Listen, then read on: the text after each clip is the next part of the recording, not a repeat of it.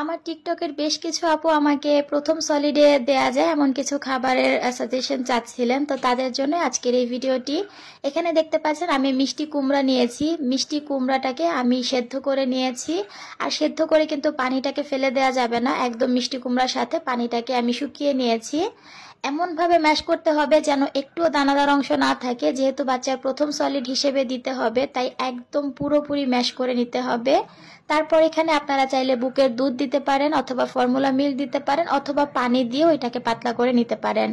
আমি এখানে formula milk add করে দেখাচ্ছি। এই খাবারটা আপনার বাচ্চাকে একদমই পাতলা করে প্রথম সলিড হিসেবে দিতে পারেন, এটা বাচ্চারা বেশ পছন্দ করে খাবে। চেষ্টা করবেন অবশ্যই খাবারটাকে অনেক বেশি পাতলা করে দিতে, কারণ বাচ্চারা যেহেতু দুধ খায়, দুধ খাওয়ার পরে প্রথম সলিড খাবে, তাই খাবারটা অবশ্যই পাতলা করতে হবে। দ্বিতীয় আরেকটা রেসিপি দেখাচ্ছি, এটা হচ্ছে মিষ্টি আলু। মিষ্টি আলুটাকে কিন্তু বাচ্চাদের জন্য ব্রেন ফুড বা সুপার ফুড বলা হয়। এটা বাচ্চাদের হেলথের জন্য অনেক বেশি উপকারী। এটার সঙ্গে আমি ডিমের কুসুম অ্যাড করেছি। আপনারা কিন্তু প্রথম দিকে বাচ্চাকে শুধুমাত্র ডিমের কুসুমটা খাওয়াবেন, সাদা অংশটা পরে আস্তে আস্তে অ্যাড করবেন। পানি দিয়ে এটাকে আমি লিকুইড করে নিয়েছি। আর এই যে দেখতে পাচ্ছেন খুবই পাতলা করে এটাকে আমি বানিয়েছি। এটাও কিন্তু আপনারা প্রথম সলিডে বাচ্চাকে দিতে পারেন।